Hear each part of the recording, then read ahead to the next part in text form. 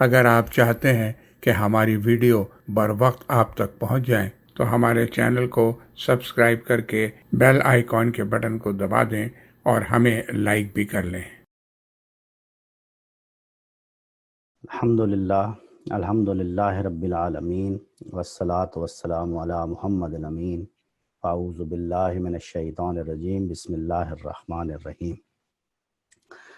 وحدت الوجود اور وحدت الشہود کے موضوع پر اس سلسلہ گفتگو کی جو گزشتہ کچھ نشستیں ہوئی ہیں ان میں ہم نے کچھ سوالات اٹھائے تھے جو بالخصوص اس تیسرے حصے سے متعلق تھے۔ آج ہم کسی حد تک اس پر گفتگو کریں گے۔ مثال کے طور پر یہ سوالات تھے کہ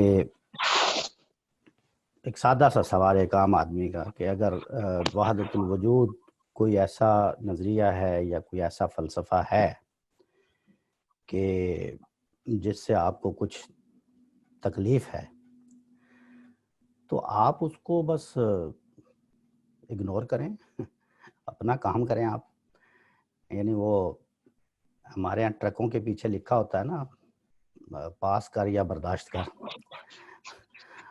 تو بس وہی رویہ اختیار کریں آپ۔ مطلب کیا مسئلہ کیا ہے آپ کو؟ دنیا میں بہت سارے ایسے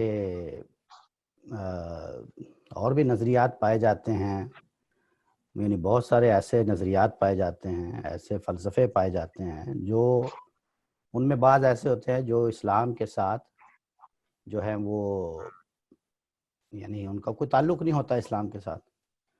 بعض ایسے ہوتے ہیں جو اسلام کے ساتھ بس مطابقت نہیں رکھتے ہوتے کسی حد تک، یعنی ایک پیرالل چیز چل رہی ہوتی ہے۔ بعض ایسے بھی ہوتے ہیں جو اسلام کے ساتھ متباین ہوتے ہیں، یعنی باقاعدہ متصادم ہوتے ہیں۔ دنیا میں بیسیوں سینکڑوں ایسے نظریات پائے جاتے ہیں، ان میں سے ایک یہ بھی کیوں نہیں ہے؟ ٹھیک ہے، پایا جاتا ہے تو یعنی آپ کو کیا مسئلہ ہے؟ یہ ایک سوال ہم نے اٹھایا تھا، اس کا ہم آج جواب انشاءاللہ دینے کی کوشش کریں۔ اسی طرح ایک اور سوال ہے مثال کے طور پہ، یہ بھی بڑا اہم سوال ہے کہ جو عقائد ہیں، عقائد وہ تو قرآن اور سنت سے اخذ کیے جاتے ہیں، ٹھیک ہے نا؟ قرآن اور سنت دین کا نام ہے، تو جب قرآن اور سنت دین کا نام ہے، رسالت مآب صلی اللہ علیہ وسلم تنہا ماخذ ہیں دین کے، اور رسالت مآب صلی اللہ علیہ وسلم نے ہمیں وہ دین قرآن اور سنت کی شکل میں دیا ہے۔ تو اب پورا دین ہمیں اگر حاصل کرنا ہے تو یا قرآن سے حاصل کرنا ہے یا سنت سے۔ تو پورا دین ہے کیا؟ پورا دین ہے حکمہ اور شریعہ، یہ پورا دین ہے نا، حکمہ اور شریعہ۔ شریعہ تو وہ قانون ہے، ٹھیک ہے۔ حکمہ کیا ہے؟ حکمہ ہے ایمانیات اور اخلاقیات۔ یہ جو حکمہ کا پہلا حصہ ہے ایمانیات، یہ ایمانیات ہے جس میں عقیدہ اور ایمان شامل ہیں، ہمارے عقائد شامل ہیں۔ تو یہ جو سیکونس میں نے آپ کو بتائی ہے، اس سے تو صاف ظاہر ہوتا ہے کہ بھئی ہمیں جو عقیدہ حاصل کرنا ہے کوئی بھی، اس کا سورس کیا ہے، اس کا ماخذ کیا ہے؟ وہ قرآن ہے اور سنت ہے، بس ختم ہو گئی بات۔ تو کون سے صوفیاء کرام ہیں جو اس بات سے اختلاف کرتے ہیں؟ کوئی بھی نہیں کرتے، سب کہتے ہیں کہ قرآن اور سنت ہی سے عقائد اخذ کیے جائیں گے۔ تو اگر ایسا ہے تو پھر کیا مسئلہ ہے آپ کو؟ پھر آپ کیوں وحدت الوجود کے پیچھے پڑ گئے؟ ایک یہ سوال تھا، یہ بات، یہ دو سوال، اس دو اور دو اس طرح کے اور بھی دو تین سوالات ہیں، لیکن یہ موٹے موٹے میں نے آپ کو بتائے۔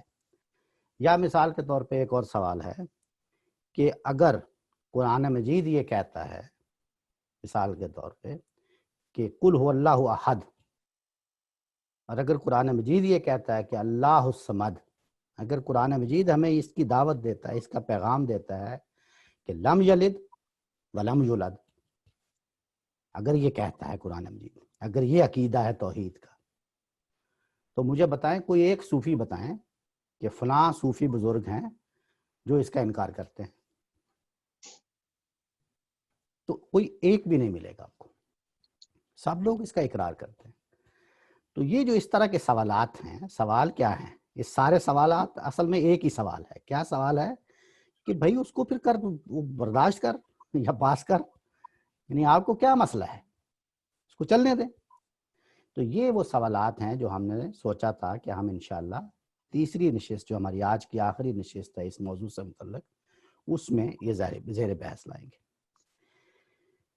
اس کے ساتھ، یعنی ان سوالوں کے ساتھ، چونکہ ہم نے پچھلی جو 2 نشستیں تھیں اس میں خاص طور پہ شیخ اکبر محی الدین ابن عربی، یا مثال کے طور پہ ابو اسماعیل حروی ہیں، یا ابو طالب مکی ہیں، یا شاہ اسماعیل ہیں، ان کے بارے میں کچھ ان کے جو انہوں نے جو کچھ فرمایا ہے، ان کے جو فرمودات ہیں، انہوں نے جو کچھ لکھا ہے اپنی کتابوں میں، اس کا ایک طرح سے خلاصہ ہم نے، یعنی خلاصہ سے مراد آپ یوں سمجھیں کہ جس طرح میں اس کو سمجھاؤں، یا ٹھیک ہے نا، جو کچھ بھی میں سمجھوں غلط بھی ہو سکتا ہے، جو میرا فہم ان کو سننے یا ان کو پڑھنے یا ان کو دیکھنے یا کسی اور استاد سے پڑھنے سے مجھے حاصل ہوا ہے، وہ میں نے اس کو ایک عام فہم انداز میں، ایک بالکل عام آدمی کی سطح پر آ کر آسان فہم پیرائے میں اس کو بیان کرنے کی کوشش کی۔ یہ ابتدائی 2 نشستوں کی بات کر رہا ہوں۔ آج کی نشست میں بالخصوص ہم کچھ براہ راست ان کی کتابوں کے اقتباسات کا مطالعہ کریں گے مختصر، تاکہ پتہ چلے کہ وہ خود کیا لکھتے ہیں۔ اس میں ظاہر ہے تھوڑی سی مشکل تو ہوگی کہ ان میں ظاہر ہے جو زبان ہوتی ہے یا جو اصطلاحات استعمال ہوتی ہیں، وہ ہم نے ابتدائی 2 نشستوں میں اسی لیے ہم نے کوئی ایسی اصطلاح استعمال نہیں کی، لیکن آج چونکہ یہ آخری نشست ہے، ہم اس کو سم اپ کر رہے ہیں، تو اس کے لیے میں چاہتا ہوں کہ کچھ براہ راست ان کے اقتباسات کا بھی حوالہ ہونا چاہیے، اور کچھ قرآن مجید کی چیزوں کا بھی حوالہ ہونا ہے۔ تو بس یہ 2-3 چیزیں ہیں جن کو آج ہم نے اپنی گفتگو میں انشاءاللہ سمیٹ لینا۔ تو سب سے پہلے ابتدا ہم کرتے ہیں شیخ اکبر سے ہی۔ شیخ اکبر آپ کو پتہ ہے کہ صوفیاء کے سب سے بڑے شیخ سمجھے جاتے ہیں، ان کو نام ہی شیخ اکبر ان کا نام ہے، شیخ اکبر محی الدین ابن عربی۔ یہ شیخ اکبر ہی ہیں، ان کو یہ آپ یوں کہہ لیں کہ شرف اولیت ان کو یہ حاصل ہے کہ انہوں نے ما بعد الطبیعات فکر جو ہے مسلمانوں کی، اس میں وحدت الوجود کے ایک نظام فکر کو متعارف کرایا۔ یعنی وحدت الوجود یا اس طرح کے نظریات تو پہلے بھی موجود تھے، ایسا نہیں کہ پہلے موجود نہیں تھے، یعنی اپنی ایک دوسری صورت میں اس لیے کہہ رہا ہوں جیسے مثال کے طور پہ با یزید بستامی کا ہم نے ذکر کیا تھا، یا مثال کے طور پہ حسین بن منصور حلاج کا ذکر ہم نے کیا تھا، ان کے جو نظریات ہیں وہ کسی حد تک اس سے تھوڑے سے مختلف ہیں۔ یہ بات تو ہم نے بڑی تفصیل کے ساتھ پڑھ لی تھی نا۔ کیا مختلف ہیں؟ میں صرف ذہنوں میں تازہ کرنے کے لیے آپ کو بتا دیتا ہوں۔ وہ یہ کہتے ہیں، یعنی انہوں نے بھی بتایا ہے کہ خلق کا اور خالق کا کیا تعلق، اصل میں تو یہ ساری گیم کیا ہے، ساری کہانی کیا ہے؟ ساری کہانی یہ ہے کہ خالق کا اور خلق کا، یعنی مخلوق کا آپس میں ربط کیا ہے، آپس میں تعلق کیا ہے۔ تو یہ جو 2 لوگ ہیں، مثال کے طور پہ با یزید بستامی ہوں یا مثال کے طور پہ منصور حلاج ہوں، یہ ہے نا خاص طور پہ منصور، یہ با یزید بستامی کا میں نے آپ کو بتایا تھا نا، جو کہتے تھے سبحانی ما اعظم و شانی، یا ما فی جبتی الا اللہ، اور یہ حلاج ہیں جنہوں نے عن الحق کا کلمہ پڑھا تھا یا اپنا ورد کیا تھا۔ تو یہ جو کلمات ہیں یہ وہ کہتے ہیں کہ جذب و سکر کا نتیجہ تھے، ٹھیک ہے۔ لیکن جو حلاج ہیں، منصور حلاج، وہ تو باقاعدہ لاہوت تو آپ پتہ ہے نا آپ کو، لاہوت وہ مرتبہ ہے، مرتبہ ذات جس کو کہتے ہیں، سب سے بلند مرتبہ، جہاں پہ اللہ یعنی باری تعالیٰ کی ذات لاہوت میں تھی، اس کے بعد اس نے تعینات قبول کیے تھے۔ تو تعینات قبول کرنے سے پہلے کا جو مرتبہ ہے لاہوت کا، وہ لاہوت کا ناسوت میں، ناسوت کیا ہے؟ یہ عالم جو ہے یہ ناسوت ہے، وہ لاہوت ہے، یہ عالم ناسوت ہے۔ تو لاہوت کے ناسوت میں حلول کا قائل تھا کون؟ حلاج۔ یہ بات آپ سمجھ گئے؟ آپ یہ حلول ہے، یعنی اس کے اندر حلول کر جانا، ایک چیز کا دوسری چیز میں حلول۔ لیکن باقی صوفیہ اس کے قائل نہیں ہیں۔ وہ اس کا انکار کیوں کرتے ہیں؟ یہ ہم پڑھ چکے ہیں۔ وہ یہ کہتے ہیں کہ اس طرح اگر حلول کو ہمیں ماننا ہے تو پھر 2 الگ الگ حقیقتیں ہم مان رہے ہیں۔ ایک حقیقت لاہوت مان رہے ہیں، ایک حقیقت ناسوت مان رہے ہیں. یہ نہیں ہے، دو حقیقتیں الگ الگ نہیں ہیں. اسی لیے میں نے آپ کو شبستری کا شعر بھی سنایا تھا نا کہ حلول و اتحادی جا محال است، کہ در وحدت دوئی عین زلال است. وحدت کے اندر دوئی جو ہے وہ عین زلال ہے، عین گمراہی ہے. تو اس لیے ان کا تو ہم ذکر نہیں کرتے، وہ تو ہم کر چکے. آج ہم ابن عربی کا جو نظریہ وحدت الوجود ہے اس کے کچھ اقتباسات میں آپ کے سامنے رکھنا چاہوں گا. مثال کے طور پہ ان کی کتاب ہے فصوص الحکم اور ایک ان کی کتاب ہے فتوحات مکیہ، یہ دو ہیں. ان میں سے کچھ اقتباسات آج ہم پڑھتے ہیں. یہ لکھتے ہیں، یہ ابن عربی ہے، وہ کہتے ہیں فالحق خلق بہذا الوجہ فاعتباروا ولیس خلقا بہذا الوجہ فاذکروا. فالحق خلق، حق جو ہے وہ خلق ہے.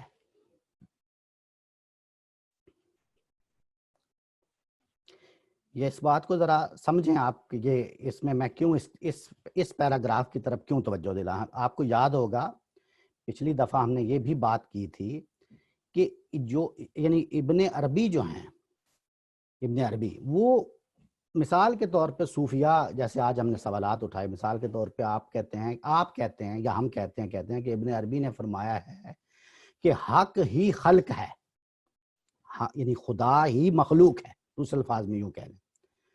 تو وہ آپ کو ابن عربی کی کتاب میں سے ایک حوالہ ریفرنس سامنے آپ کے کر دیں گے، وہ کہیں گے کہ نہیں، ابن عربی تو کہہ رہے ہیں کہ حق خلق نہیں ہے. یہ بات واضح ہوئی آپ کو؟ یعنی میں یہ کہہ رہا ہوں مثال کے طور پر کہ ابن عربی کی فصوص الحکم میں یا فتوحات مکیہ میں یہ لکھا ہوا ہے کہ الحق کو خلقن، حق جو ہے ذات باری تو جو ہے وہی مخلوق ہے. الحق کو خلقن، وہی خلق ہے، یہ لکھا ہوا ہے. تو آپ کو وہ دکھا دیں گے، ابن عربی کی کتاب سے دکھا دیں گے، اس میں لکھا ہوا ہے کہ حق خلق نہیں ہے، اور لکھا ہوا ہے. تو یہ بات میں آپ کو جو بتانا چاہتا ہوں کہ ان کا جو نظریہ ہے وحدت الوجود کا، اس کے مطابق حقیقت وجودی اپنی ذات میں واحد ہے، مگر اس واحد کے باوجود یہی حقیقت اپنی صفات میں کثرت رکھتی ہے. یہ بات سمجھ آ گئی؟ ایک ہے ذات، ایک ہے صفات. ذات میں واحد ہے، صفات میں وہ کثرت رکھتی ہے. لہٰذا جو کثرت ہمیں دکھائی دیتی ہے وہ حقیقت نہیں ہے. یہ ہے اصل نظریہ. وہ حقیقی نہیں ہے بلکہ اعتباری ہے.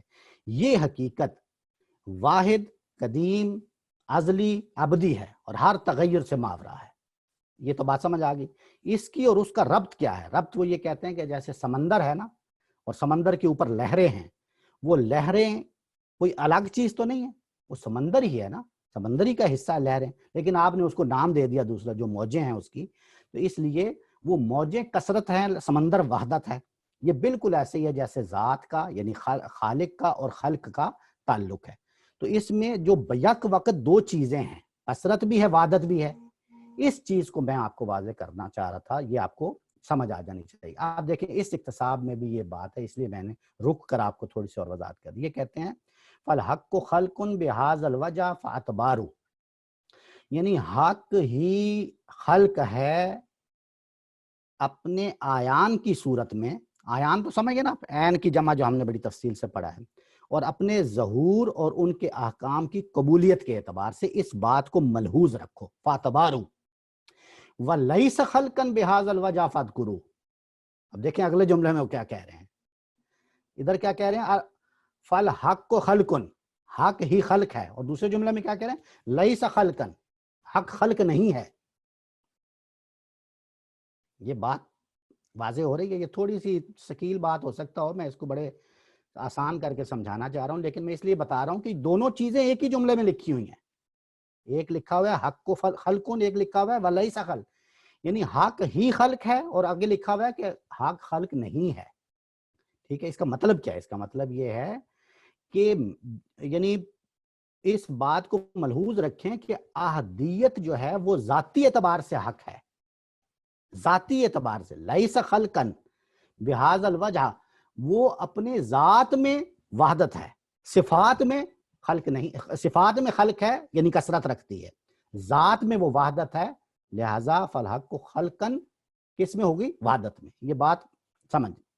آگے وہ کہتے ہیں، اسی کی تشریح، اسی کو مزید وضاحت کرتے ہیں، من یدرو ما قلتو لم تخزل بصیرہ، جس نے میری بات سمجھ لی اس کی بصیرت کبھی ٹھوکر نہیں کھائے گی۔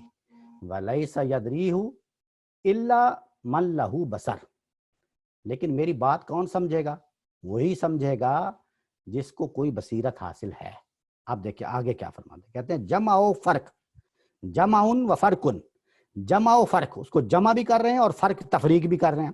فَإِنَّ الْعَيْنَ الْوَاحِدَةَ، یعنی حقیقت وحدت بھی ہے اور کثرت بھی، کیونکہ جمع اور تفریق دونوں کو قبول کر لیتی ہے، یہ ہے حقیقت، جمع کو بھی قبول کر رہی ہے اور کثرت کو بھی۔ وَهِيَ الْكَثِيرَ لَا تَبْقَى وَلَا تَذَرُ، تم جمع کے بعد اسے جمع ہی میں باقی نہیں رکھو گے بلکہ تفریق بھی کرو گے، اور یہی عین حق جمع میں تفریق اور عین تفریق کا جمع کا تقاضا ہے۔ تو یہ ایک ان کا، میں نے آپ کو اس طرح کے اور بے شمار ہیں، یہ میں نے اس میں سے ذرا چنا تھا آپ کو بتانے کے لیے، کچھ چیزیں میں آپ کو اور اسی کتاب کی بتاتا ہوں۔ یہ بھی ان کی اسی کتاب میں ہے، فصوص میں، کہ وجود مطلق ایسی حقیقت ہے جس کی نہ کوئی مثال ہے نہ ضد، بے شک وجود یکتا اور منفرد حقیقت ہے، کیونکہ کوئی شے اپنی نفس ذات سے متناقض نہیں ہو سکتی۔ یہ تو خیر، اچھا آگے دیکھیے، اچھا آپ دیکھیں، یہ ابو اسماعیل حروی ہیں، ان کی کتاب کا ہم نے ذکر کیا تھا، مناظر السائرین کی، یاد ہے نا؟ اب وہ کیا لکھتے ہیں، وہ توحید کے بارے میں لکھتے ہیں، لیکن اس سے پہلے میں ایک اور اقتباس اصل میں آپ کو بتانا چاہتا ہوں جو ابن عربی کا ہی ہے، وہ اگر مجھے مل جائے،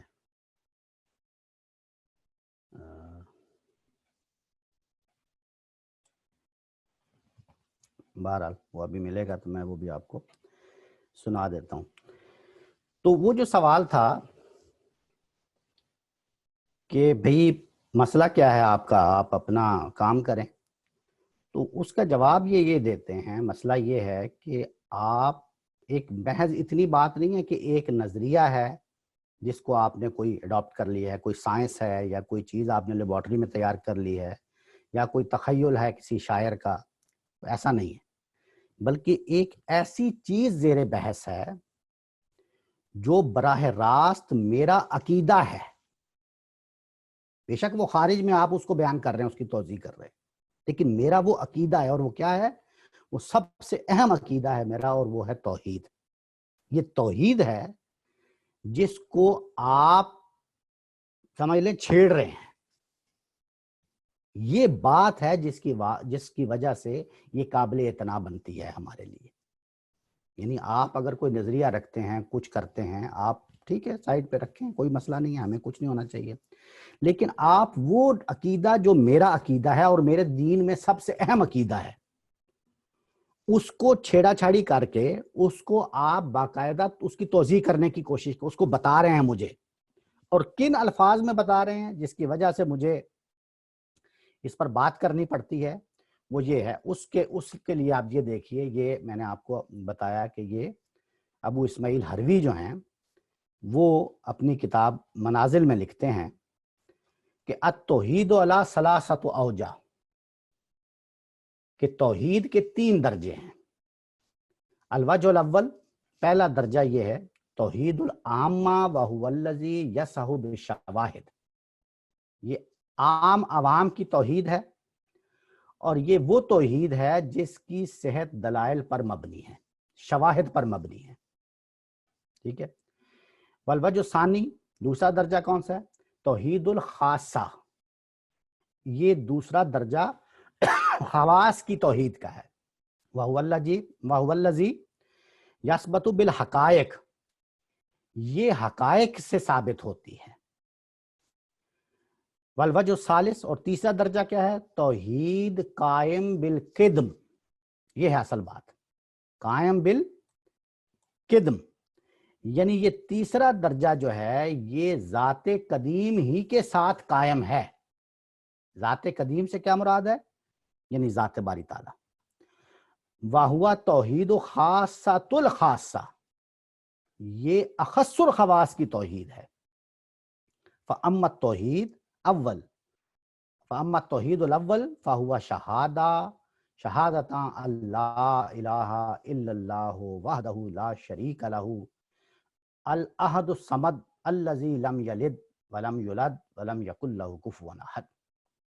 پہلا درجہ جو سب سے پہلے بتایا تھا، جو عام لوگوں کا درجہ، عام لوگوں کی توحید ہے، تو وہ بس یہی ہے، اس بات کی گواہی دی جائے کہ اللہ کے سوا کوئی الہ نہیں، صرف وہی الہ ہے، اس کا کوئی شریک نہیں، وہ یکتا ہے، سب کا سہارا ہے، وہ نہ باپ ہے، نہ بیٹا ہے، نہ اس کا کوئی ہمسر ہے.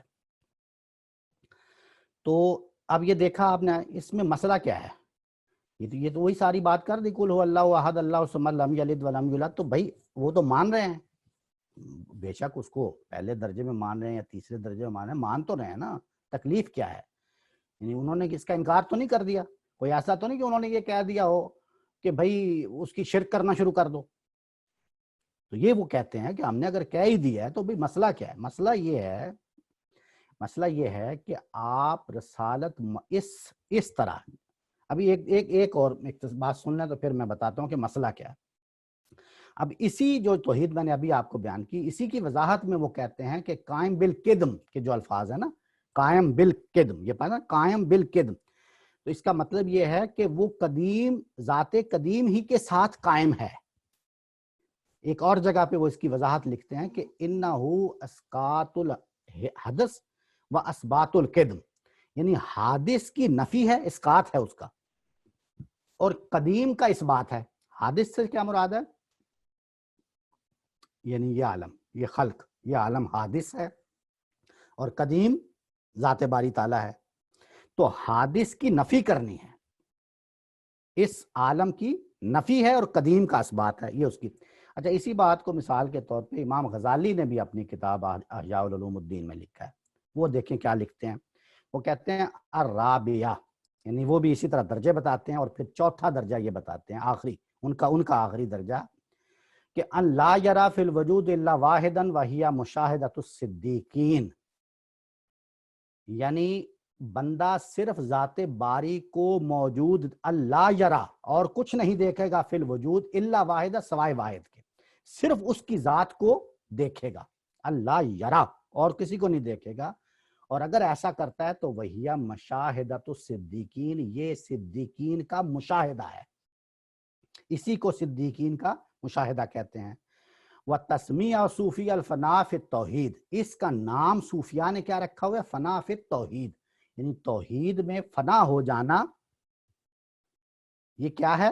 کہ بندہ ذات باری کو ہی موجود دیکھے اور باقیوں کی نفی کرے. ابھی بتایا نا، انہو اسقاط الحدث و اثبات القدم، کہ قدم کے اثبات کے لیے آپ کو حدث کا اسقاط کرنا ضروری ہے.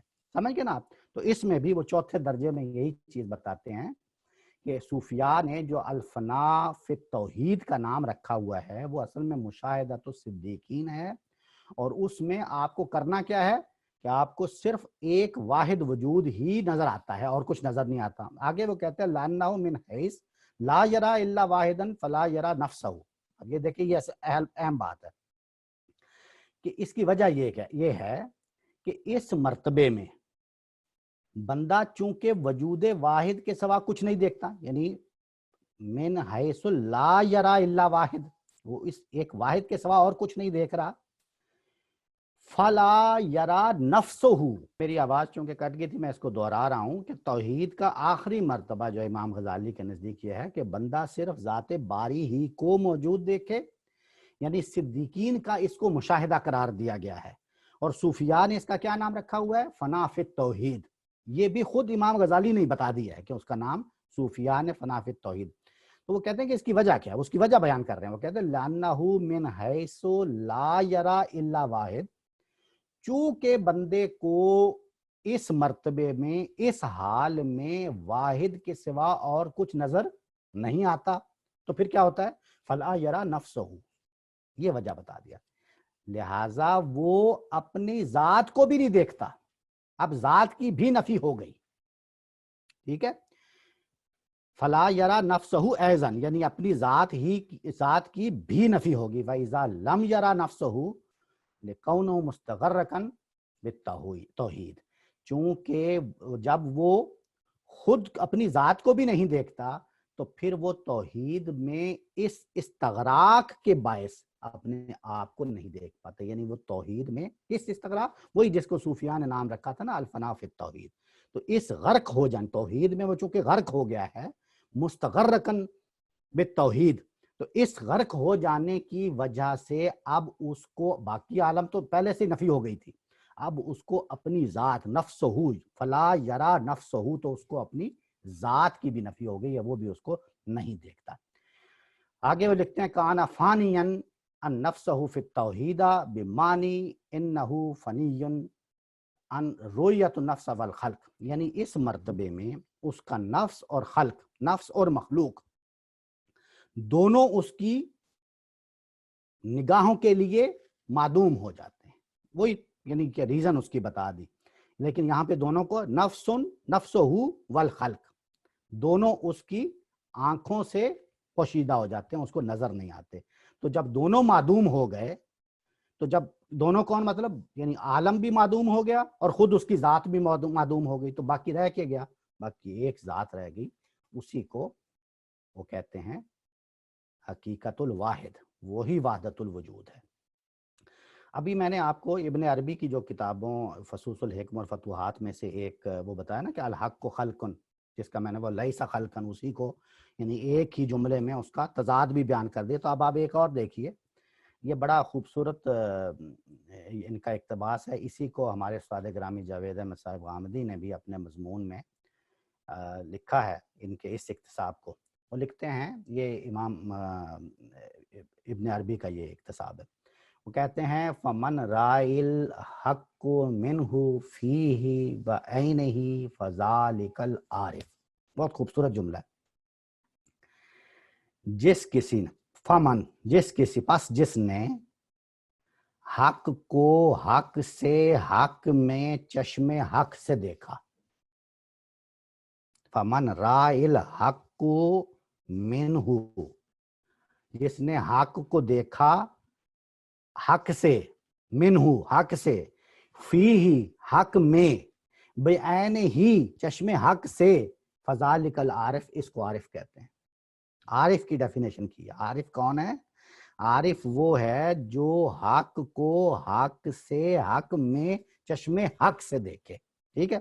آگے کہتے ہیں وَمَنْ رَائِ الْحَقُ مِنْهُ فِيهِ بَعَيْنِ نَفْسِهِ فَذَلِكَ غَيْرُ الْعَارِفِ.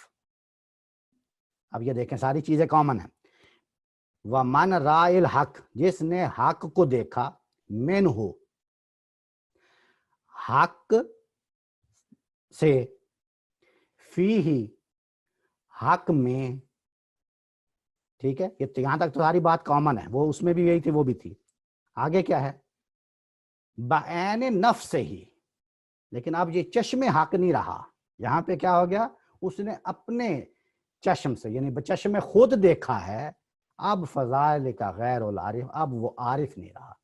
عارف ہونے کے لیے ضروری تھا کہ وہ حق کو حق سے، حق میں چشم حق ہی سے دیکھے. یہاں اس نے اپنے چشم خود دیکھا تو وہ عارف نہیں رہا. آگے دیکھیں کیا کہتے ہیں، وَلَمْ يَرَ الْحَقُّ مِنْهُ، جس نے حق کو نہیں دیکھا حق سے، ولا فی اور نہ حق میں، وانتظر ان یراہ بعین نفسہ، اور وہ اس انتظار میں رہا کہ وہ اسے بچشم خود ہی دیکھے گا. یہ سمجھ گئے نا آپ اس بات کو؟ بچشم خود دیکھنے کے انتظار میں ہے نا بہت سارے لوگ جو انتظار کر رہے ہیں کہ قیامت آئے گی تو ہم بچشم خود باری تعالیٰ کا دیدار کریں گے، ہے نا. تو کہتے جو انتظار کر رہے ہیں اس بات کا کہ وہ بچشمہ خود ہی دیکھیں گے، تو کیا فرماتے ہیں؟ فَهُوَ الْجَاهِلُ الْمَحْجُوبُ، وہ مشاہدہ حق سے محروم محض جاہل ہے، محجوب، پردہ پڑا ہوا ہے، حجاب میں ہے، اور جاہل بھی ہے۔ یہ کون لکھ رہے ہیں؟ ابن عربی۔ یہ فصوص الحکم کا وہ ہے فص ہودیہ میں۔ فص ہودیہ یعنی یہ تو آپ کو میں نے بتایا تھا نا، فص کا مطلب ہوتا ہے موتی، فصوص اس کی جمع ہے، پرلز، اور حکم یعنی حکمت کے موتی۔ اس میں انہوں نے مختلف فصوص لکھے نا، فص آدمیہ، فص ہودیہ، فص نوحیہ، تو اس میں یہ ہود علیہ السلام کا جو فص ہے اس میں یہ لکھا ہے انہوں نے۔ اچھا آگے وہ لکھتے ہیں، ایک اور حوالہ میں آپ کو بتاؤں،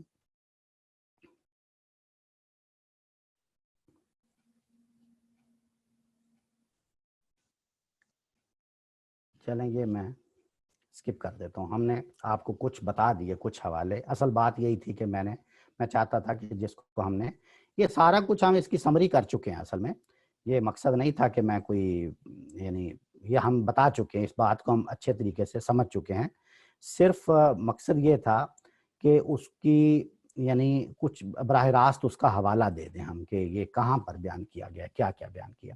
اب آپ دیکھیں جو بات ہم نے کہی تھی، یہاں سے ہمیں کیا سمجھ کیا آئی، ساری بات کی سمجھ کیا آئی؟ سمجھ یہ آئی ہے کہ مشاہدہ حق کرنا ہے، بس مشاہدہ حق کرنا ہی مقصد حیات ہے۔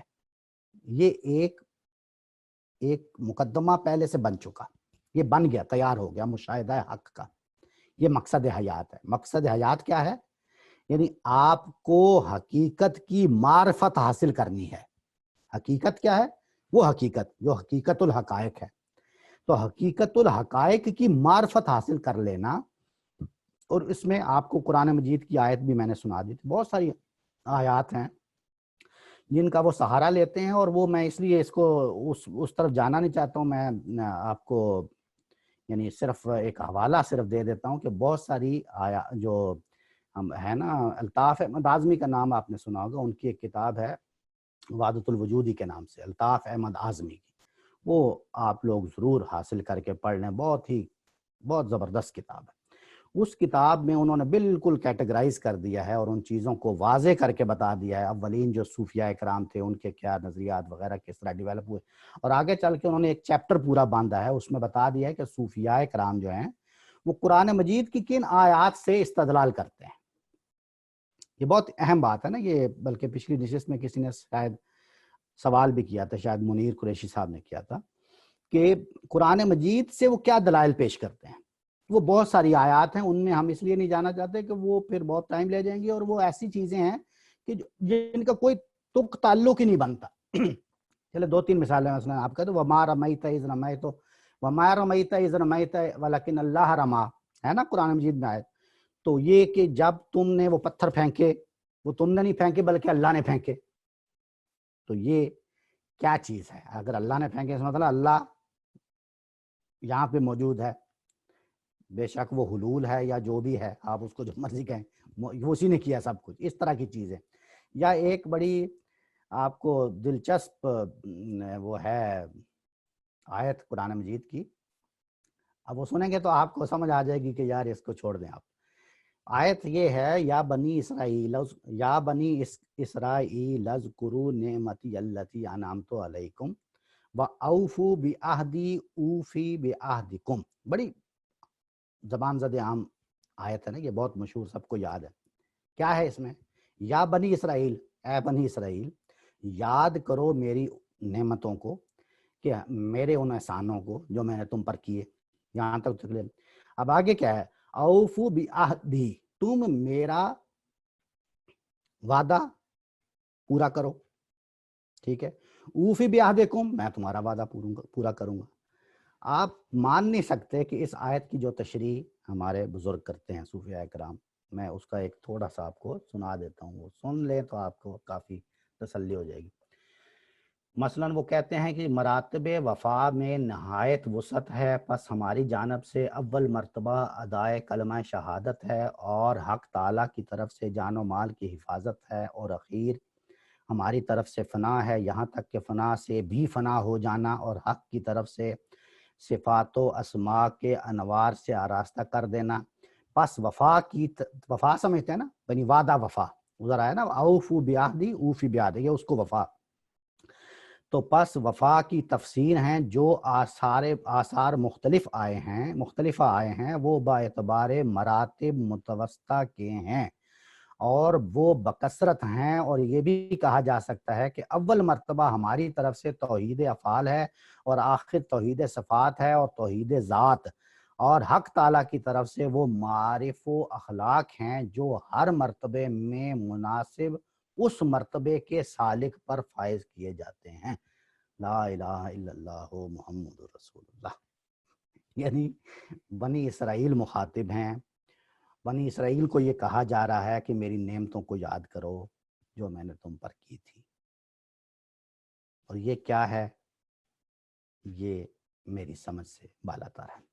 ایک اور آیت جیسے وہ ہے نا کہ جب وعدہ کیا تھا ہم نے موسیٰ علیہ السلام سے 40 راتوں کا، یاد ہے نا کہ جب ہم نے موسیٰ علیہ السلام سے 40 راتوں کا، پھر تم نے تجویز کر لیا اس بچڑے کو کہ تم نے ظلم پر کمر باندھ لی وغیرہ، وہ آیت ہے نا ایک، اس میں لفظ ہے 40 لیلہ، 40 لیلہ، اس کا مطلب کیا ہے؟ 40 راتیں۔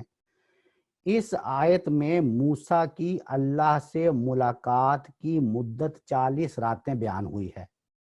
ان 40 راتوں سے مولانا اشرف علی تھانوی صاحب نے صوفیاء کے چلے کی دلیل بیان کی ہے،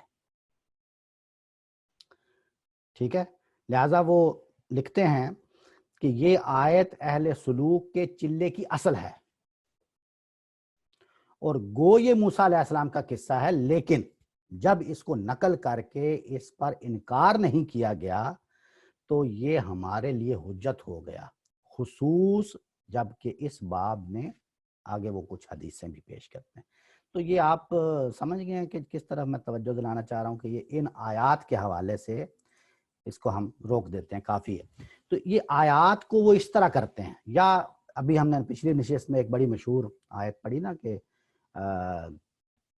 وَمَا خَلَقْتُ الْجِنَّ وَالْإِنسَ إِلَّا لِيَعْبُدُونَ، إِلَّا لِيَعْبُدُونَ، کہ میں نے جنوں کو انسانوں کو صرف اس لیے پیدا کیا کہ وہ میری عبادت کریں۔ اس سے وہ لیتے ہیں کہ لِيَعْبُدُونَ کا مطلب کیا ہے؟ لِيَعْرِفُونَ، اور لِيَعْرِفُونَ یعنی پہچان، تو معرفت حاصل کرنا، ٹھیک ہے؟ امام کشیری کا نام سنا ہے نا اپنے، امام کشیری، ان کا رسالہ کشیریہ ہے بڑا، تو انہوں نے رسالہ کشیریہ میں اس کو بڑا خوبصورت الفاظ سے اس کی وضاحت کی ہے، اور اسی پر میں آپ کو یہ سناتا ہوں۔ وہ کہتے ہیں الشریعہ، شریعت کیا ہے؟ الشریعہ امر بالتزام العبودیہ، شریعت یہ ہے، شریعت اس چیز کا امر ہے بالتزام العبودیہ، یعنی اللہ کی عبادت کی جائے۔ بڑی صحیح بات کی انہوں نے، ایسا خوبصورتی سے وضاحت کر دی۔ الشریعہ امر بالتزام العبودیہ والحقیقہ مشاہدۃ الربوبیہ، شریعت وہی ہے لیکن حقیقت کیا ہے؟ حقیقت یہ ہے کہ ربوبیت کا مشاہدہ کرنا ہے، مشاہدہ حق کرنا ہے، یہ اصل چیز ہے، وہ بھی اصل ہے، وہ بھی مانتے ہیں ہم، یعنی شریعت تو اللہ کی عبادت کرنا ہے، لیکن والحقیقہ مشاہدۃ الربوبیہ، ٹھیک ہے؟ اب آگے دیکھیں کیا جملہ ہے، فالشریعۃ ان تعبدہ، شریعہ پس یہ ہے کہ اس کی عبادت کرو، والحقیقہ ان تشاہدہ، حقیقت یہ ہے کہ اس کے حسن جمال کا نظارہ کرو، اس کا مشاہدہ کرو، اس کا دیدار کرو، اس کے حسن میں ڈوب جاؤ، اس کی ذات میں استغراق کر لو، یہ ہے حقیقت۔ تو اسی بس ایک جملے میں انہوں نے ساری بات کو بیان کر دیا۔ اب دیکھیں مسئلہ کیا ہے۔ مسئلہ میں نے جیسے پہلے عرض کیا کہ بات اتنی نہیں ہے کہ کوئی نظریہ ہے یا کوئی اس طرح کی بات ہے جس پر ہم وہ کر لیں، توحید کی توضیح ہے، توحید کے بارے میں بیان کیا جا رہا ہے۔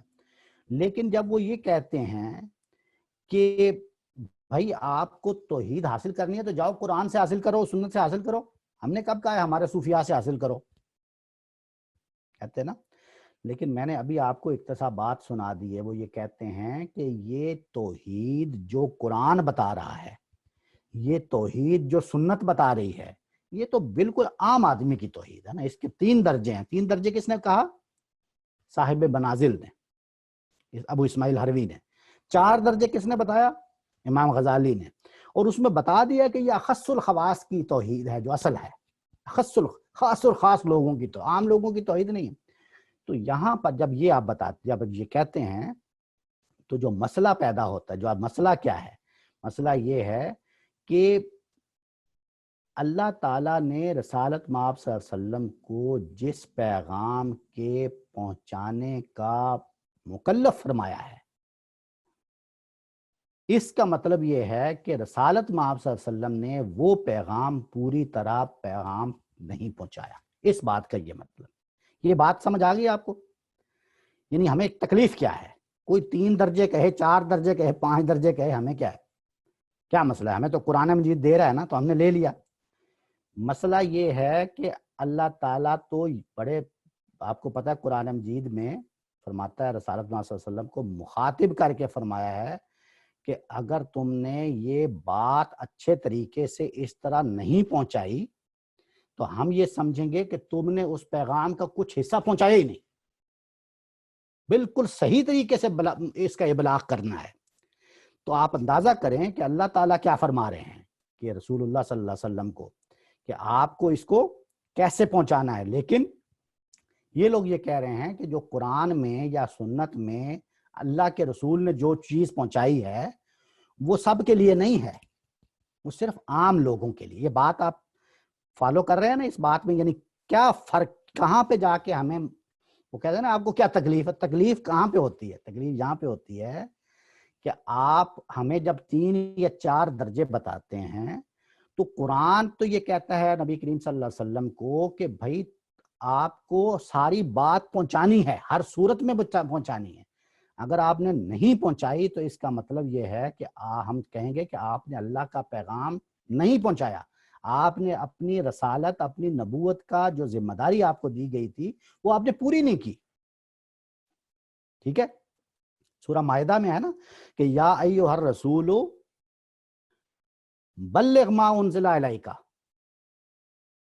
من ربک وَإِن لَمْ تَفْعَلْ. یہ دیکھیں نا کیا الفاظ ہیں، یہ قرآن مجید کے بالکل واضح 2 ٹوک الفاظ. وَإِن لَمْ تَفْعَلْ فَمَا بَلَّغْتَ رِسَالَةَ. آپ نے اپنے رسالت کی ذمہ داری پوری نہیں کی اگر آپ نے پوری بات نہیں بتائی. تو مسئلہ یہ ہے کہ ہمیں صوفیاء کرام، یہ بزرگ جو ہیں، ابو اسماعیل حروی ہوں، امام غزالی ہوں، شاہ ہمارے شیخ اکبر ہوں، ابن عربی ہوں، ابو طالب مکی ہوں، قوت القلوب والے، یہ سب لوگ جو ہیں ہمارے بزرگ ہیں، شاہ ولی اللہ امام الہند ہوں، اگر یہ ہمیں یہ کہیں گے کہ یہ 3 درجے ہیں یا 4 درجے ہیں اور قرآن یا رسول صلی اللہ علیہ وسلم ایک ہی درجہ پہنچا کے چلے گئے ہیں لیکن اصل میں یہ 3-4 درجے ہیں خاص الخاص لوگوں کے، تو وہ وہاں پہ جو بلیم کر رہے ہیں وہ یہ کر رہے ہیں کہ رسول اللہ صلی اللہ علیہ وسلم نے وہ چیز ہمیں عام لوگوں تک وہ چیز نہیں پہنچائی، جبکہ ان کی ذمہ داری تھی. قرآن ان کو کہتا ہے فما بلغت رسالہ، اگر آپ نے ایسا نہیں کیا تو نہیں کیا. تو دیکھیں قرآن مجید جو ہے وہ اس کا جواب کیا دیتا ہے، اس کو بالکل واضح اور بالکل 2 ٹوک وہ کہتا ہے کہ توحید جو ہے وہ صرف یہی ہے، صرف یہی ہے، اس کا کوئی دوسرا تیسرا چوتھا درجہ نہیں ہے، ایک ہی درجہ ہے. اور اس کو بالکل واضح الفاظ میں قرآن مجید نے بھی بیان کر دیا ہے، اللہ کے رسول نے بھی بیان کر دیا ہے، بالکل ٹھوک ٹھکا کے کہہ دیا ہے هو اللہ الذی لا الہ الا هو عالم الغیب والشہادۃ هو الرحمن الرحیم هو الذی لا الہ الا هو الملک القدوس السلام المؤمن المہیمن العزیز الجبار المتکبر سبحان اللہ عما یشرکون هو اللہ الخالق البارئ المصور له الاسماء الحسنى یسبح له ما فی السماوات والارض وهو العزیز الحکیم. وہی اللہ ہے جس کے سوا کوئی الہ نہیں، غائب و حاضر سے باخبر، وہ سراسر رحمت ہے، اس کی شفقت ابدی ہے. وہی اللہ ہے جس کے سوا کوئی الہ نہیں، بادشاہ ہے، وہ منزہ ہستی ہے، سراسر سلامتی ہے، امن دینے والا ہے، نگہبان ہے، غالب، بڑے زور والا، بڑائی کا مالک، پاک ہے اللہ، پاک ہے اللہ ان سے جو یہ شریک بناتے ہیں۔ وہی اللہ ہے نقشہ بنانے والا، وجود میں لانے والا، صورت دینے والا، سب اچھے نام اسی کے ہیں۔ اسی کی تسبیح کرتی ہے جو چیزیں آسمانوں میں ہیں اور جو زمینوں میں ہیں، زمین میں ہیں۔ وہ زبردست ہے، بڑی حکمت والا ہے۔ اور اسی کو آپ یوں سمجھیں کہ اس ساری بات کا کرکس ہے جو سورہ اخلاص میں بیان فرمایا ہے، قل هو اللہ احد اللہ الصمد لم یلد ولم یولد ولم یکن لہ کفوا احد۔ کہہ دو کہ اللہ یکتا ہے، وہ سب کا سہارا ہے، وہ نہ باپ ہے نہ بیٹا ہے، لم یلد ولم یولد، اور نہ ہی اس کا کوئی ہمسر ہے۔ سورہ توبہ میں فرمایا کہ انہوں نے اپنے علماء اور راہبوں کو اللہ کے سوا اپنا رب بنا لیا، اور مسیح ابن مریم کو بھی، حالانکہ انہیں بس یہی حکم دیا گیا تھا کہ وہ ایک ہی الہ کی عبادت کریں، اس کے سوا کوئی اور الہ نہیں ہے، وہ پاک ہے ان چیزوں سے جنہیں یہ شریک ٹھہراتے ہیں۔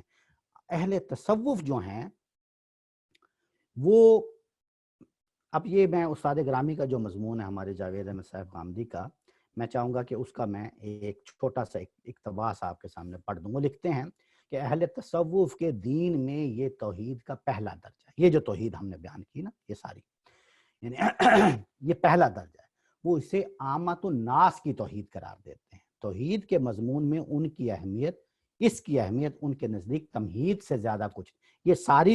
یہ ساری توحید جس کو قرآن مجید نے بیان کیا ہے، ساری توحید جس کو رسالت محمد صلی اللہ علیہ وسلم نے بیان کی، وہ ساری کی ساری توحید محض کیا حیثیت رکھتی ہے؟ تمہید کی حیثیت رکھتی ہے۔ اور توحید کا سب سے اونچا درجہ ان کے نزدیک یہ ہے کہ موجود صرف اللہ کو مانا جائے، اس کے علاوہ کوئی دوسری ہستی در حقیقت موجود نہیں ہے۔ تمام تعینات عالم تعینات عالم کیا ہیں وہ ہم نے پڑھ لی، یعنی وہ جو تنزلات ستہ کے ذریعے تعینات قبول کیے تھے ذات نے، خواہ وہ محسوس ہوں یا معقول، یعنی وہ محسوسات ہوں یا تصورات ہوں، وجود حق سے متنزہ ہیں، یعنی اس کے ساتھ انتزاع رکھتے ہیں، اس کے ساتھ انتزاع ہے ان کا، اس کے اعتبار سے نظر آتے ہیں، اور محض اعتبارات ہیں، یعنی یہ وجود جو اس عالم میں نظر آتے ہیں یہ اعتباری ہیں، اس کے اعتبار سے نظر آتے ہیں، حقیقی وجود نہیں ہے۔ ان کے لیے خارج میں وجود حق کے سوا کوئی اور وجود نہیں ہے۔ ذات باری ہی کے مظاہر کا دوسرا نام عالم ہے، یعنی وہ ذات ہے جو لاہوت میں تھی، اس کے مظاہر ہیں جو یہ عالم۔ یہ با اعتبار وجود خدا ہی ہے، اگرچہ اسے تعینات کے اعتبار سے خدا قرار نہیں دیا جا سکتا، اس کی ماہیت عدم ہے، اس کی ماہیت عدم ہے، یہ وہ مسئلہ ہے۔ اس کے لیے اگر وجود ثابت کیا جائے تو یہ شرک فی الوجود ہوگا۔ غالب کا وہ شعر آپ کو یاد ہوگا جو ہم نے پچھلی نشست میں بھی پڑھا تھا کہ جاروب لا بیار کے این شرک فی الوجود، یہ وجود میں شرک نہیں کرنا، اگر شرک کر لیا ہے تو اب لا کا جاروب لے کے آؤ، لا کا، تو یہ لا کے جھاڑو کے ساتھ اس کو صفائی کرنی پڑے گی آپ کو۔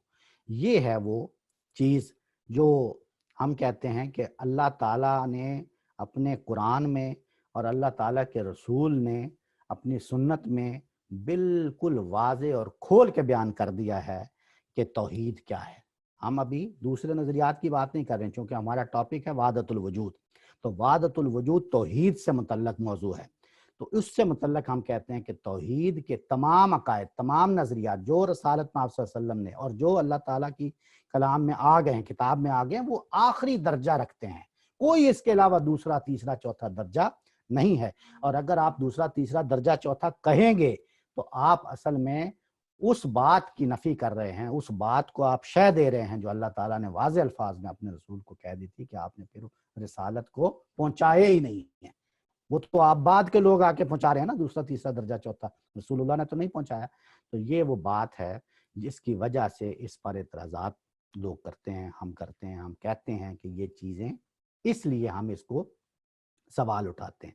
یہ بات کہنا کہ آپ جائیں اپنا کام کریں ایسا نہیں ہے، کیونکہ ہمارا وہ پہلا عقیدہ ہے، توحید سے بڑا کیا عقیدہ ہوگا؟ ہم کیسے اس کو پاس کر یا برداشت کر سکتے ہیں؟ کس طرح ہم اس کو کیسے؟ یہ بات آپ کی بالکل ٹھیک نہیں ہے۔ آپ کہتے ہیں کہ آپ عقائد تو وہیں سے لیں، قرآن اور سنت سے ہی۔ ہم کب کہہ رہے ہیں کہ وہاں سے نہ، بھائی وہیں سے لے رہے ہیں عقائد، لیکن یہ عقائد کی آپ کی توضیح کیا کر رہے ہیں؟ آپ کہہ رہے ہیں کہ وہ عقائد جو آپ قرآن اور سنت سے لے رہے ہیں، آپ یہ کہہ رہے ہیں کہ میں بالخصوص اس کی طرف توجہ دلانا چاہتا ہوں۔ ابھی کل ہی مجھے یہاں پہ میرے ایک دوست ہیں، انہوں نے ایک آرٹیکل بھیجا ہے ڈاکٹر طفیل ہاشمی صاحب کا، بزرگ ہیں، میں بڑی ان کا احترام کرتا ہوں، ہمارے تو اساتذہ کے بھی استاد ہیں وہ، لیکن اس میں وہ یہ کیا کہہ رہے ہیں، وہ یہ، یا ایک اور زاہد مغل صاحب ہیں، فیس بک کے عالم ہیں وہ یہ کہتے ہیں کہ بھائی آپ جو ہے وہ قرآن اور سنت سے عقیدہ لیں جا کے۔ آپ کو کون کہہ رہا ہے صوفیاء سے لیں؟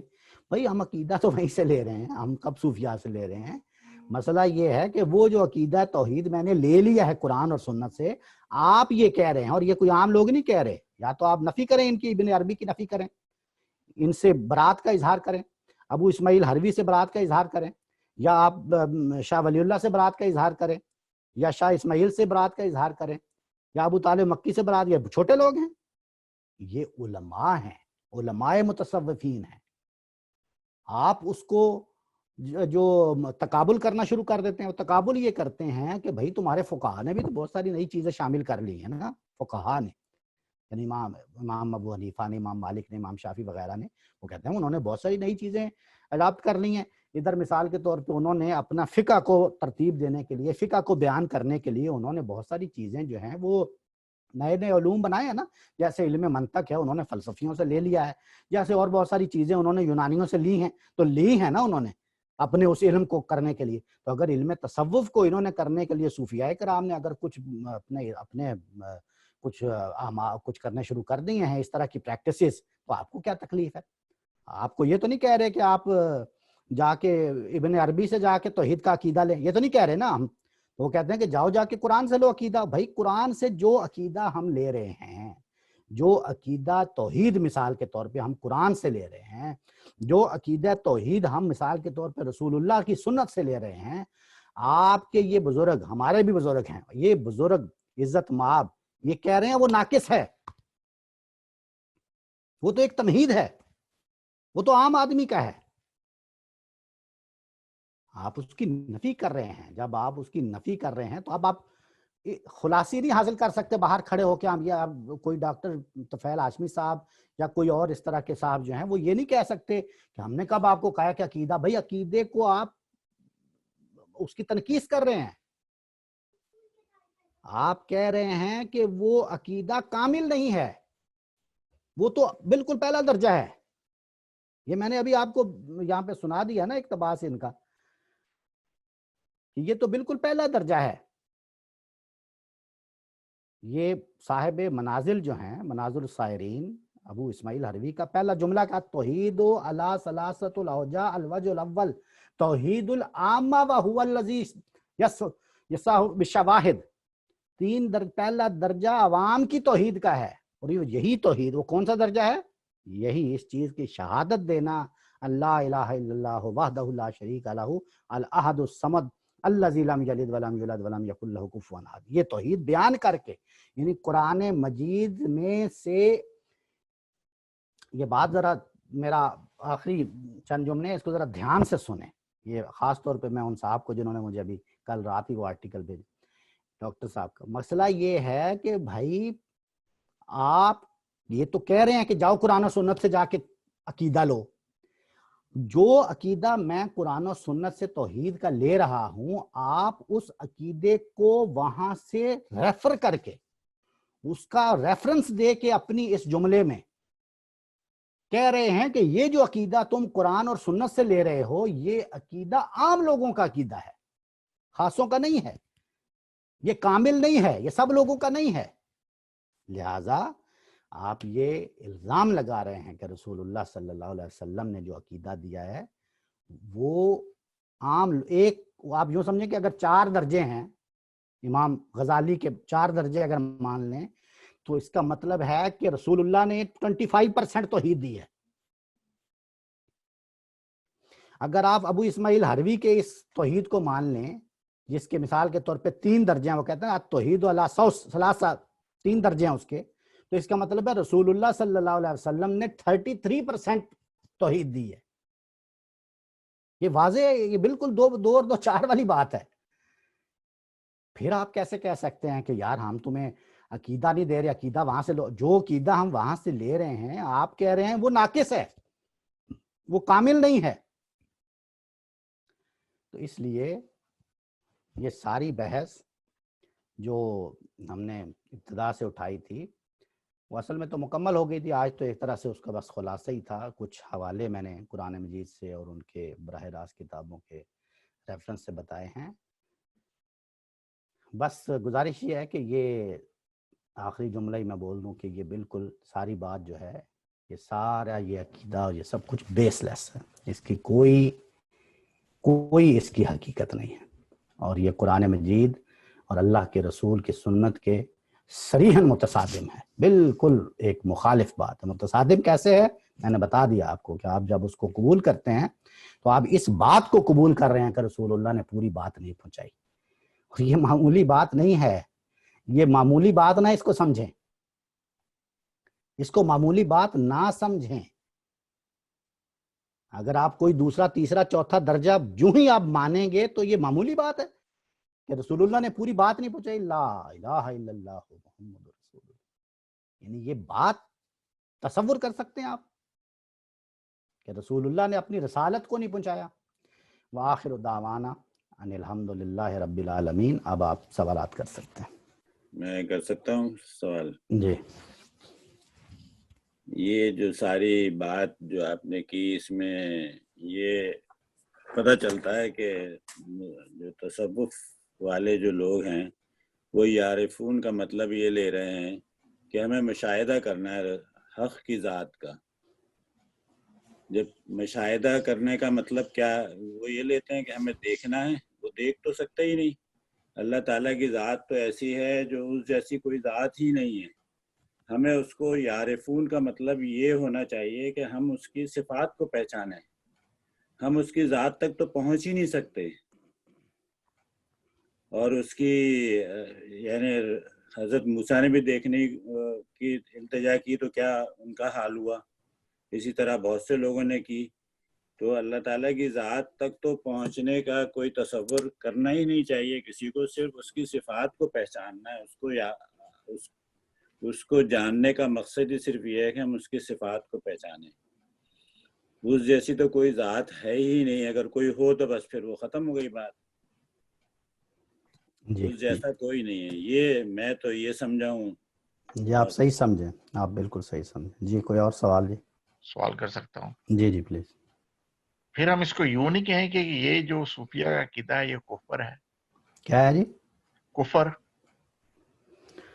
کیونکہ غامدی صاحب کی ایک بات کہتے ہیں، وہ ان کو ڈائریکٹ تو نہیں کہتے لیکن کہتے ہیں کہ جو ختم نبوت پہ یقین رکھتا ہے یہ کفر ہو جاتا ہے. تو یہ بھی تو پھر ایک عقیدے میں انہوں نے جو ہے ایک اور عقیدہ شامل کر دیا ہے. تو یہ بھی پھر یہ دیکھیں اس میں ہم تھوڑا سا احتیاط کرنی چاہیے. اس میں سپیڈ تیز کر کے ہم ذرا جلدی سے کفر پہ پہنچ جاتے ہیں. کفر ہے یا نہیں ہے یہ اللہ تعالیٰ کو فیصلہ کرنے دیں. نہیں ان کے بارے میں نہیں کہہ رہا، میں تو صرف ایک عقیدے کی بات کر رہا ہوں. میں بھی اسی عقیدے کی بات کر رہا ہوں. وہ جو عقیدہ رکھتے ہیں پھر جب اس عقیدے کی ہم تفصیل میں جاتے ہیں تو وہ پھر بہت ساری توضیحات آنی شروع ہو جاتی ہیں کہ ہم نے یہ تو کہا نہیں. پھر ایک ہی میں نے آپ کو مثال دے دی نا کہ ایک ہی کتاب میں متضاد ایک ہی عبارت میں کتاب میں کیا ایک ہی عبارت میں متضاد بات لکھ دی. یعنی حق خلق بھی ہے اور خلق حق بھی ہے، اور حق خلق نہیں ہے اور خلق حق نہیں ہے. واٹ از دس؟ تو جب آپ کو اس طرح کی چیزیں تو وہ جب ایک بات آپ کرتے ہیں وہ دوسری پیش کر دیں گے، جب آپ دوسری کریں گے وہ پہلی پیش کر دیں گے. تو آپ بات سمجھے ہی نہیں. اس لیے ہم کہتے ہیں ہم نہیں سمجھے آپ اللہ تعالیٰ کو سمجھا لیجئے گا. اس لیے ہم یہ کفر وغیرہ کی طرف تو بالکل نہیں جاتے، نہ ہی ہمارا یہ جو ریسٹرکشن ہے. لیکن یہ عقیدہ جو ہے اس کو میں نے آپ کو بالکل واضح الفاظ میں بتا دیا کہ اگر آپ اس عقیدے کے یہ درجات کو مان لیتے ہیں تو اس کی ایک لازمی نتیجہ نکلتا ہے کہ آپ کے مان لیں گے کہ رسول اللہ نے وہ بات ٹھیک نہیں پہنچائی. بس اتنی کا بات کافی ہے. جی سر.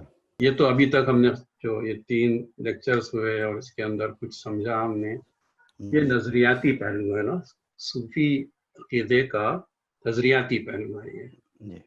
اب اس کے کچھ عملی پہلو بھی ہیں، اور اس کے جو ایک اس کی جو ہے وہ وظیفے ہیں کہ ان کے بہت سارے وظائف ہیں، اور وہ کہتے ہیں کہ جی ان وظائف ہی کے ذریعے آپ درجات طے کرتے ہیں، اور پھر وہ جو بھی بہرحال ان الحق اور جو کچھ بھی ہے، تو یہ جو بات ہے یہ حقیقت ہے، واقعی یہ وظائف ہیں جن سے آپ اللہ کی ذات سے اس قدر قریب ہو سکتے ہیں. ایک تو یہ سوال ہے.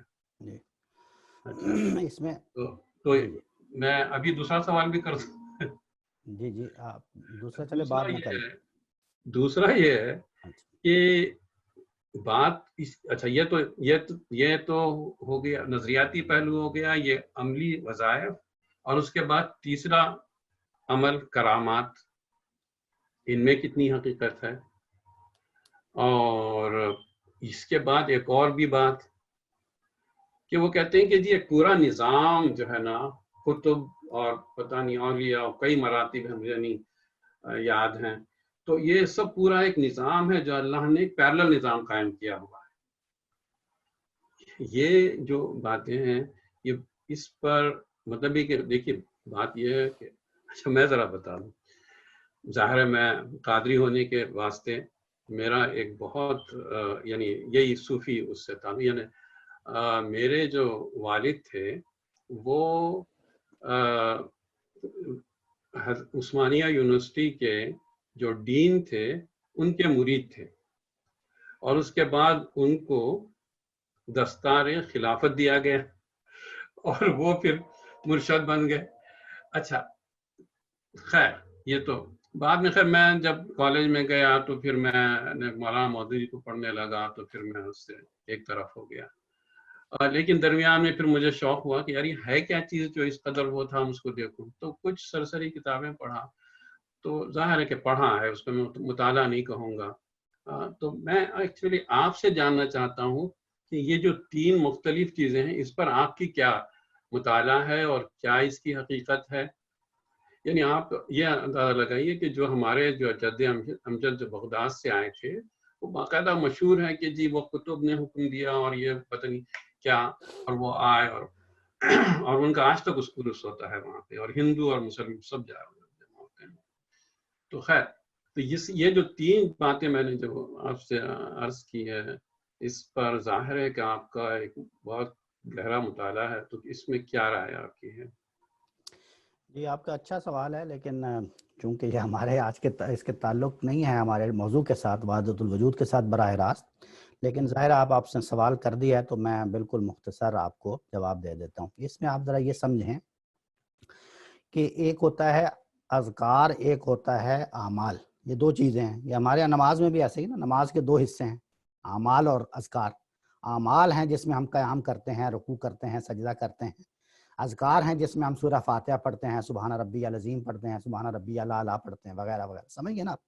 تو اعمال اور اذکار 2 چیزیں ہیں. اس میں بھی اصل کی حیثیت کس کو ہے، اصول اساسی کی حیثیت کس کو ہے؟ اعمال کو. یعنی اصل چیز قیام ہے جو میں اللہ کے سامنے قیام کر رہا ہوں، اصل چیز وہ رکوع ہے جو میں اللہ کے سامنے جھک رہا ہوں، اصل چیز وہ ہے. اس رکوع میں، اس اعمال میں، اس کے دوران میں کیا کرتا ہوں؟ کچھ اذکار کر لیتا ہوں. سمجھ گئے آپ بات؟ جب یہ آپ کو سمجھ آ گئی بات تو اب آپ سمجھ جائیں گے کہ وہ اذکار اور وہ کیا ہیں جو اوراد و اشعار وہ کرتے ہیں، جو وظیفے کرتے ہیں وغیرہ. وہی سوال تھا نا آپ کا. تو اس میں بھی اصل چیز اعمال ہے. وہ اعمال کیا ہیں؟ وہ اعمال یہ ہیں کہ آپ کو سیر باطن کرنی ہے، یہ اعمال ہے. مقصد تو آپ کو پتا ہے نا، مقصد کیا ہے؟ معرفت حقیقت الحقائق، یہ مقصد ہے. اور کیا اس کا نتیجہ نکلے گا؟ مشاہدہ حق، مشاہدہ ربوبیت، یہ اس کا نتیجہ نکلے گا. لیکن اس مقصد کو حاصل کرنے کے لیے اعمال کیا کرنے ہیں؟ مجھے اعمال کرنے ہیں، مجھے سیر فی باطن کرنا ہے، سیر باطن کر. اب سیر باطن کے لیے کچھ مجھے اعمال کرنا، مثلا میں کوئی یوگا کروں گا, کوئی توجہ کروں گا, اس کو کہتے ہیں توجہ کرنا, تو توجہ کرنا شروع کروں گا. جب میں توجہ کرنا شروع کروں گا تو اس دوران میں اب کچھ اذکار بھی مجھے بتا دیے جائیں, بالکل ویسے ہی جس طرح میں رکوع میں ہوں تو میرا اصل مقصد تو کچھ اور ہے کہ میں رکوع میں ہوں, میں جھکا ہوا ہوں, لیکن اس دوران میں سبحان ربی العظیم کا ورد بھی کرنا شروع کر دوں گا. تو یہاں پر بھی اصل چیز تو سیر فی باطن ہے, اس کو کہتے ہیں سیر باطن. اس سیر باطن میں جب آپ چلے جاتے ہیں تو اب آپ کے لیے اوصاف بھی بدلتے جاتے ہیں. جب آپ مراحل طے کرتے کرتے کرتے, مثال کے طور پہ سیر باطن ہے, پھر سیر اللہ ہے, سیر اللہ کے بعد سیر فی اللہ ہے. ہم نے گزشتہ نشست میں چاند ایک اصطلاحات میں نے آپ کو بتائی تھی نا, مثلا تلوین ہے. تلوین جو سالک اس پہ چل جاتا ہے تو اس کے اب احوال بدلنے شروع ہو جاتے ہیں, مختلف خواب آنے شروع ہو جاتے ہیں, مختلف اس کے ساتھ مختلف ایکسپیرینسز ہونے شروع ہو جاتے ہیں, اس کو تلوین کہتے ہیں. اس میں یعنی احوال کا بدلنا, پھر اس کو کچھ سکون جب حاصل ہوتا ہے, اس کا نتیجہ کیا ہے, وہی اعمال اور اذکار. جی ان میوٹ کر کے بات. میرا جو سوال تھا یہ کیا, اس کی کیا حقیقت ہے, کیا واقعی ایسا ہوتا ہے, یہ ہے میرا سوال. یہ تو سب ٹھیک ہے کہ بھئی وہ کرتے ہیں, وہ کہتے ہیں کہ حقیقت کیا ہے, دیکھیں حقیقت اس کا یہ ہے, آپ نے اچھا کیا مجھے ٹوک لیا, میں اور تفصیلات بتانا شروع کر دی تھی میں نے. بات ٹھیک ہے. اس کی حقیقت دیکھیں یہ ہے کہ ہم نے جو ایک ہے ہمارے نفسی علوم جو ہے نا, اس پر کوئی ابھی تک کام نہیں ہوا. ہمارے جو جسمانی علوم ہے اس پر تو بہت کام ہو گیا نا. میڈیکل سائنسز آپ دیکھ لیں, ایک آنکھ کے اندر جو شریان ہے اس کی بھی وہ آپ کو بتا دیتے ہیں, دل کی کتنی باریک رگیں ہیں اس کے اندر جا کے بتا دیتے کیا. یہ میڈیکل سائنسز نے بہت ترقی کر لی, یعنی جسمانی بہت ترقی ہو گئی. روحانی یا نفسانی جو کام ہے, کلٹ سائنسز جسے ہم کہتے ہیں, اس پر کچھ کام نہیں ہو سکا. لیکن آپ یہ دیکھیں کہ یہ کیا بالکل ایک جھوٹی بات ہے؟ ایسا نہیں ہے. نفس کی طاقت آپ کے جسم کی طاقت سے زیادہ ہے, کیونکہ اصل شخصیت تو نفس ہے. اصل شخصیت نفس ہے, وہ بہت زیادہ طاقت رکھتی ہے. آپ دیکھیں جب آپ سوتے ہیں تو جو ہی آپ وہ سوتے ہیں تو خواب میں وہی نفس جو ہے وہ ہوا میں پرواز کر رہا ہوتا ہے, سمندروں میں غوطے کھا رہا ہوتا ہے, پہاڑوں پہ ساتھ چڑھ رہا ہوتا ہے, کیا کیا کر رہا ہے, کہاں سے کہاں کر لیتا ہے, کیا کیا کچھ کر لیتا ہے وہی نفس. تو اسی کو آپ اندازہ کریں کہ اتنی طاقت ہے اس کی. تو جب آپ کچھ پریکٹس, جیسے آپ یوں سمجھیں کہ ایک انسان کی جسم ہے نا, انسان کی باڈی, تو جب وہ اس کی پریکٹس کرتا ہے, ایکسرسائزز کرتا ہے, تو ایک پہلوان بن جاتا ہے. تو ایکسرسائز کر کے اسی باڈی میں اس نے بہت سارے طاقتیں حاصل کر لی. باڈی وہی تھی جب وہ پیدا ہوا تھا, اور ایک دوسرا بچہ پیدا ہوا تھا تو برابر تھے, ایک ہی طرح کے تھے, لیکن اس نے پریکٹس کی, ایکسرسائزز کی, اپنی باڈی کو بنایا. بناتے بناتے بناتے جسم کی وہ طاقت حاصل کر لی کہ اب اس کا اور اس کا کوئی تقابل ہی نہیں ہے. اسی طرح کچھ لوگ ہیں جو نفس کی پریکٹسز کرتے ہیں, نفس کی ایکسرسائزز کرتے ہیں, اور نفس کی ایکسرسائزز کر کے وہ طاقتیں حاصل کر لیتے ہیں. ہمارے پاس ان کی تفصیلات نہیں ہیں, تفصیلات نہیں, کیونکہ اس علم پر سائنٹیفک کام نہیں ہوا. اس لیے اس کو آپ حقیقت سمجھیں. نفس کی طاقت کو ایکسرسائزز, پریکٹسز, جس کو آپ ورد, وظیفہ, چلیسواں, چلا چلا جو مرضی کہہ لیں, اس کے نتیجے میں نفس کی وہ طاقتیں حاصل ہو جاتی ہیں کہ وہ خیر اور شر دونوں طرح کے کام لے سکتے ہیں. جی اپنا نعیم صاحب آپ بات کریں, آپ کا نیٹ صحیح ہو گیا. جی ہاں, تو وہ میں کہہ رہا تھا کہ شاید یہ مزاح خیزی لگے کہ آپ نے جو دلائل دیے ہیں وحدت الوجود کے متعلق, اور زیادہ وقت جو تھا تو اس کے اسبات میں ہی آپ نے دیا. تو آخر میں جو آپ نے ذکر کیا بالکل the last sentences, تو اس میں آپ نے یہ فرمایا کہ وہ جو 1 2 3 درجات ہیں اس کے قل هو اللہ احد کے, تو اس کا مقصد یہ ہوا کہ رسول کریم نے وہ پیغام پورا نہیں پہنچایا. تو اس سے I am still at loss کہ یعنی آپ وحدت الوجود کے حق میں ہیں یا اسے رد کرتے ہیں. یہ بڑا اچھا ہے, بہت اچھا کہ آپ نے یہ سوال اٹھا دیا, کیونکہ مجھے تو ایسے لگتا تھا کہ میں نے بالکل 2 ٹوک الفاظ میں, بالکل واضح الفاظ میں اس کو بیان کر دیا ہے کہ یہ بیس لیس چیز ہے. یہ میں نے آخر میں یہ الفاظ استعمال کیے ہیں کہ بالکل ایک بیس لیس چیز ہے, اور اگر آپ اس کا ذرہ بھر بھی اس عقیدے کا, یعنی اگر آپ اس کا شائبہ بھی رکھتے ہیں اس پر ایمان کا یا عقیدے کا, تو آپ رسالت مآب صلی اللہ علیہ وسلم کی ذات اقدس پر الزام لگا رہے ہیں. یہ معمولی چیز نہیں ہے. میں نے آخری جو پیراگراف ہے پورا اپنے عقیدے کے بارے میں ہی آپ کو میں نے وضاحت کے ساتھ بیان کیا ہے کہ اگر آپ وحدت الوجود کیا ہے، وحدت الشہود کیا ہے، آپ جتنی مرضی اس کی ایکسپلینیشن دے لیں، وہ اصل میں توحید ہے. وہ کیا ہے وحدت الوجود کیا ہے؟ یعنی توحید سے کیا مراد ہے؟ مراد یہ ہے کہ توحید کا ایک عقیدہ ہے، اس کی آپ وضاحت کر رہے ہیں. یہی ہے نا وحدت الوجود. توحید کا ایک عقیدہ ہے، آپ یہ کہہ رہے ہیں کہ جائیں قرآن سے لیں وہ عقیدہ. تو میں جو قرآن سے عقیدہ لے رہا ہوں اسی عقیدے کو آپ اپنی بات میں ریفر کر کے اس کو کاپی کر کے، ابھی میں نے وہ پورا اقتباس آپ کو پڑھ کے سنایا، اس میں لکھ کے آپ کہہ رہے ہیں. اس نے کہا کہ یہ جو آپ عقیدہ مان رہے ہیں قرآن مجید سے یہ ناقص ہے. اس سے بڑی کیا بات ہوگی؟ یعنی آپ مجھے کہہ رہے ہیں کہ لو وہیں سے لیکن وہ ناقص ہے. آپ کہہ رہے ہیں کہ 3 درجے ہیں 4 درجے ہیں. اگر میں 3 4 درجے کیا، اگر میں ایک کے علاوہ کوئی ایک درجہ آدھا درجہ بھی اور مانوں گا تو اس کا مطلب یہ کہ میں رسالت مآب صلی اللہ علیہ وسلم کی ذات اقدس پہ الزام لگا. بالکل دو ٹوک الفاظ میں یہ کہہ رہا ہوں کہ یہ بیس لیس ہے، یہ ساری چیز بیس لیس ہے. لیکن اچھا کیا کہ میں اس کو وضاحت نہیں اگر کر سکا یا نہیں وضاحت آپ نے بالکل ماشاءاللہ 100% کی. تو یہ جو کچھ بھی وضاحتیں دیں تو اس پہ میں پڑھ رہا تھا اس کا حکیم خلیفہ عبدالحکیم صاحب کا اس کے مولانا رومی کے متعلق. تو اس میں آخر انہوں نے ایک چھوٹا سا مصرے کا شعر کا حصہ دیا ہے کہ یہ سب کچھ وحدت الوجود پڑھنے کے بعد یا لکھنے کے بعد جو کچھ مولانا رومی نے لکھا تو انہوں نے آخر میں لکھا کہ خاک بر فرق و سر تمثیل من. تو یہ بھی یعنی بہت بڑی وضاحت ہے کہ ٹھیک ہے یہ اونچ نیچ تو بہت ہے اس میں کہ بڑی وضاحتیں دی ہیں، بڑے ثبوت دیے ہیں، مگر آخر کار یہی ہے کہ ایک دفعہ انہوں نے یہ بھی کہا کہ یہ سب لوگ جو اپنے ثبوت کے طور پر جو کچھ بھی کہتے ہیں تو یہ ایسے کہتے ہیں جیسے کہ اللہ تعالیٰ سے مل کر آئے. صحیح. اچھا دوسری چیز آپ کے کمنٹس چاہوں گا، کوئی سوال نہیں ہے، آپ کے کمنٹس چاہوں گا 2 چیزوں پہ کمنٹس. پہلی چیز پہلے آپ اس کا جواب دے دیں پھر میں اگلی چیز پہ آتا ہوں. یہ جو فرقہ کہہ لیں یا جو بھی یہ سیکٹ کہہ لیں یا مکتبہ فکر کہہ لیں، میرے نقطہ نظر سے یہ انتہائی امن پسند مسلمانوں کے میں جتنے بھی اسکول آف تھاٹس ہیں سب سے امن پسند طبقہ ہے یہ.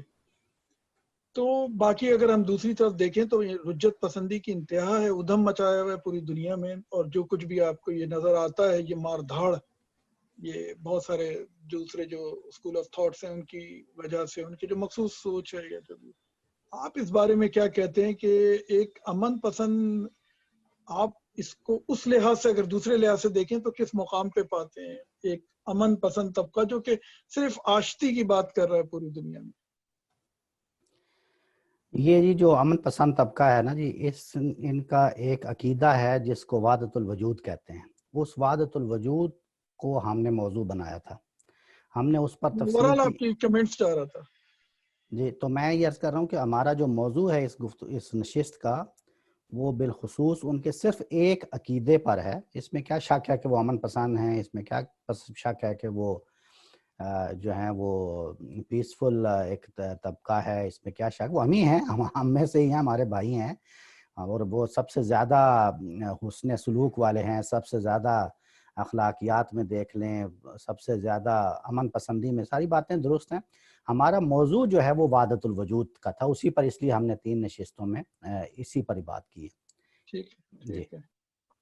ابھی ایک اور صاحب کا آپ نے ذکر کیا تھا، منصور علاج حلاج جی. چلیں وہ پھر وہی آپ کہیں گے کہ میں موضوع سے ہٹ رہا ہوں. آپ کا کیا نقطہ نظر ہے کہ ہیومن رائٹس کے خلاف بات نہیں ہے کہ اس کو تختہ دار پہ لٹکا دیا گیا؟ وہ جو بھی بات کر رہا تھا غلط تھا یا صحیح تھا؟ ہاں بالکل، یہ سوال جو ہے کہ اس کو تختہ دار پر لٹکانا ٹھیک تھا یا نہیں تھا، یا جو سزا اس کو دی گئی وہ نہیں دی گئی، ٹھیک دی گئی یا نہیں دی گئی، وہ تو آج بھی ہم ڈسکس کرتے ہیں کہ سپریم کورٹ نے کوئی اگر فیصلہ کر دیا ہے تو اس میں کیا غلطیاں تھیں. تو بالکل ایسے ہی اگر وہاں کے قاضی القضاء نے یا وہاں کے کسی خلیفہ نے کوئی فیصلہ کیا ہے تو اس میں کیا حقائق تھے یا کیا نہیں تھے، فریڈم آف سپیچ کا کیا ہونا چاہیے وغیرہ وغیرہ، یہ تو بالکل الگ موضوع ہے، اس پہ بڑی تفصیل سے بات کی جا سکتی ہے، اچھی بات ہے. البتہ ان کا عقیدہ کیا تھا وہ میں نے آپ کو بتا دیا، اور کس طرح صوفیاء سے، دوسرے صوفیاء سے وہ مختلف تھا، اس کی طرف جی بھی میں نے بالکل بالکل، اشارہ کر دیا کہ حلول میں اور اس وحدت الوجود میں کیا فرق ہے، اس کی طرف بھی توجہ دلا دی۔ جی ہاں جی ہاں، میں متفق ہوں آپ کے پاس۔ جی میں یہ کہہ رہا تھا کہ وحدت الوجود کے بارے میں فیصل صاحب نے بہت ہی مدلل گفتگو فرمائی ہے، تو اس کے حوالے سے اگر کوئی سوال ہے تو آپ بعد میں کر لیجئے گا، لیکن اب آپ دعا کر دیں ہم سب کے لیے اس کووڈ-19 کے حوالے سے۔ اور یہاں پہ جاوید مغل صاحب نے کہا ہے کہ ان کے بیٹے جو ہیں ندیم صاحب، ان کا ایک لا سوٹ چل رہا ہے بہت بڑی کمپنی سے، اور بہت بڑا ہے، تو اس کے لیے آپ دعا بھی کر دیں۔ الحمدللہ رب العالمین، یا رب العالمین ہمارے صغیرہ کبیرہ گناہوں کو معاف فرما دے، یا اللہ ہمارے صغیرہ کبیرہ گناہوں کو معاف فرما دے، یا اللہ ہمارے صغیرہ کبیرہ گناہوں کو معاف فرما دے، یا اللہ تو معاف فرمانے والا ہے، تو معاف فرما دے، یا اللہ اس بابرکت مہینے کا صدقہ ہے ہمارے تمام گناہوں کو معاف فرما دے، یا اللہ ہم سے بڑی غلطیاں، بڑی کوتاہیاں، بڑی لغزشیں ہو جاتی ہیں، یا اللہ جان بوجھ کر بھی ہم کر دیتے ہیں، بھولے سے بھی ہو جاتی ہیں، یا اللہ تو رحم فرمانے والا ہے، اپنا رحم فرما دے، ہمیں معاف فرما دے، یا رب العالمین تو درگزر فرما دے، تو ہم پر اپنا رحم، اپنا کرم، اپنا فضل نازل فرما دے، یا رب العالمین اس وقت دنیا میں جو وبا، جو بیماری پھوٹ پڑی ہے، یا اللہ اس سے پورے عالم کو نجات عطا فرما دے، یا اللہ سب کی حفاظت فرما، یا رب العالمین جو اس وقت اس تکلیف میں مبتلا ہیں ان کو اس سے نجات عطا فرما دے، یا رب العالمین جو محفوظ ہیں ان کو محفوظ رکھ، یا رب العالمین اپنا رحم فرما، اپنا کرم فرما، یا اللہ اس پاک مہینے سے زیادہ خیر برکت حاصل کرنے کی توفیق عطا فرما، یا رب العالمین جو ہم میں بیمار ہیں ان کو شفا عطا فرما، جو مقروض ہیں ان کے قرضوں کو ادا فرما دے، یا الہی جو مشکل حالات میں ہیں یا اللہ ان کی مشکلات کو دور فرما دے، یا رب العالمین جو کسی نے اپنی دعا کے لیے کہا ہے اس کو قبول فرما لے، بالخصوص یہ جاوید مغل صاحب نے جس دعا کے لیے کہا ہے اپنے بیٹے سے متعلق، یا اللہ ان کی تمام جائز حاجات کو پورا فرما، ان کی مدد فرما، ان پر اپنا رحم فرما، یا اللہ اس حاضرین اس محفل میں جتنے بھی حاضرین ہیں، یا اللہ جو بھی جس کے دل میں کوئی جائز مراد ہے یا اللہ اپنی بارگاہ سے اس کو پورا فرما، اپنا رحم، اپنا کرم، اپنا فضل فرما، یا رب العالمین جو لوگ اس دنیا سے ہمارے والدین، ہمارے بہن بھائی، عزیز و اقارب میں سے رخصت ہو گئے ہیں، یا اللہ ان کی مغفرت فرما، ان کے درجات بلند فرما، یا رب العالمین ہم سب پر اپنا رحم فرما، یا اللہ تو ارحم الراحمین ہے، تو رحم فرمانے والا ہے، یا اللہ رحم فرما، رحم فرما، رحم فرما، آمین یا رب العالمین برحمتک یا ارحم الراحمین۔